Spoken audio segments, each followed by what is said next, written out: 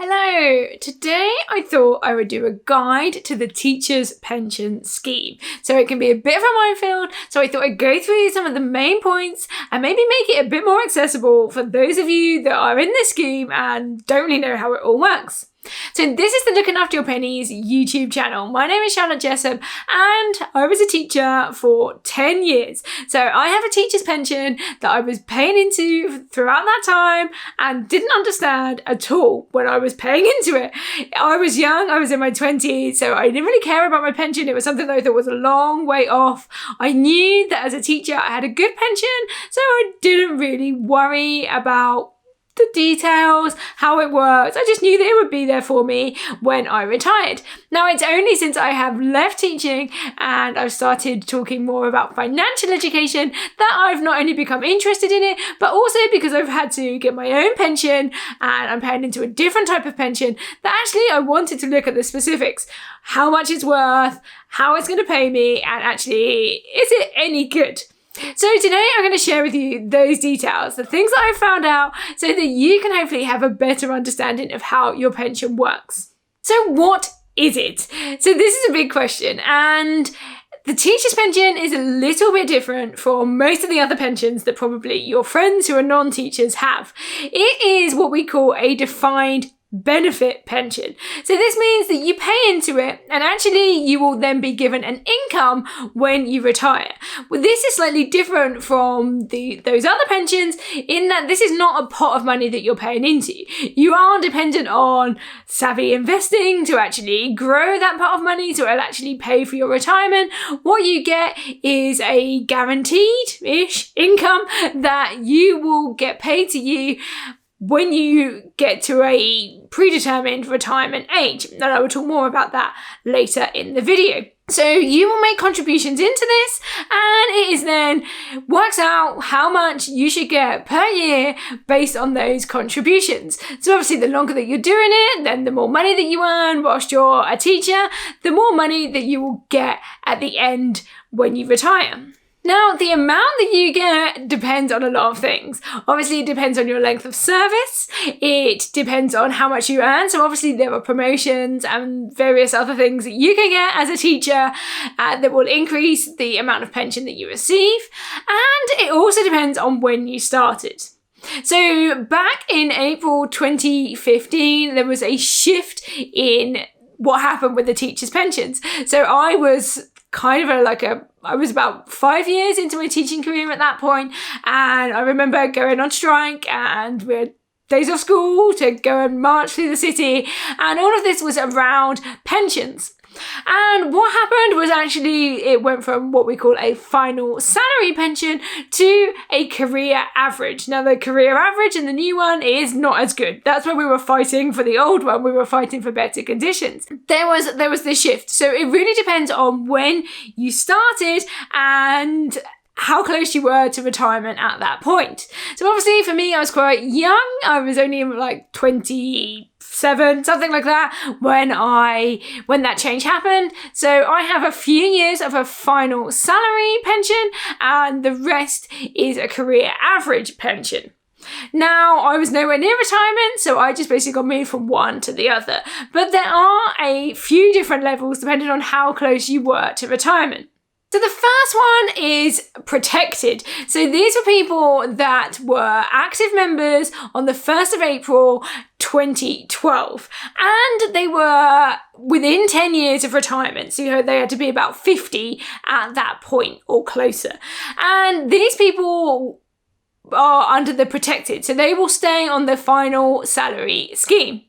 Then there are those that are on the tapered scheme. So these are the people that were within 10 to 13 and a half years of retirement, so they were kind of just on the cusp. They end up getting a mix of both. They had to be an active member back in April 2012, so if they trained to be a teacher in 2013 and then were enrolled in the pension, they would have gone on to the career average. But those people that were active members in the pension scheme and were within 10 to 13 and a half years end up on this tapered scheme.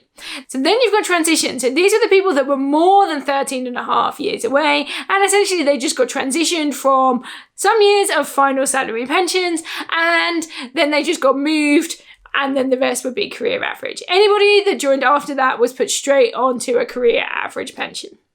So like I say, I've got a bit of both. I've got a few years, I was one of the transition people, I've got a few years of final salary pension, and then I've got a few years of career average. And if I ever went back into teaching, I would be back on the career average program and would be paying in like that.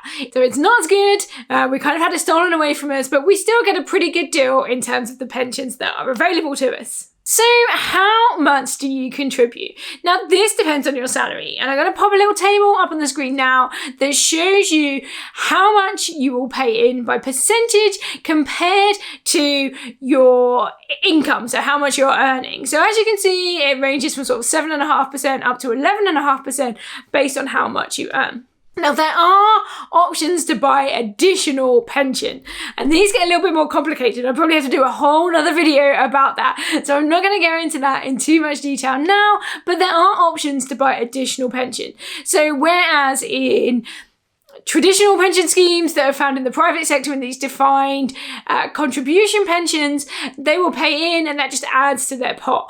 In the teacher's pension, you actually give up a bit more of your salary, and that then buys you some more income when you retire. So it's a little bit different, slightly different system, but there is lots of information about this on the website that I will share with you just in a bit. So at what age can you access your pension then? So those people that are on the final salary scheme and who were actively teachers and paying into the pension before 2007, then their retirement age, or the age that they can access the final salary part of their pension, is 60. Is 60. Good luck editing that one. So for those people that are also on final salary, but it was after 2007 that they started, then their retirement age, the age that they can access their pension, is 65. So for those people who are on career average pensions, the age that they will be able to access that pension pot, that pension income, will be 65 or the state pension age, whichever is later. So for most of us, people like me who were young at the time, I'm not going to be able to access my teacher pension until I'm 68, which is particularly inspiring for me to build up another sort of pension that I can access a bit sooner. So where can you find out details about your specific pension? So if you visit teacherspensions.co.uk, I will drop the link to this in the description, you will be able to see your exact benefit statement. So you'll be able to see how much you've been paying in, how much you are going to get annually, and all the specific details about things like death grants, what happens if you die before you access your pension, what will happen to your family, how much will they get. All of that information is on this website. You just need to go there and log in. You can also go and check out all of the rest of the details, and they have contact details if you want to speak to them about something specific as well.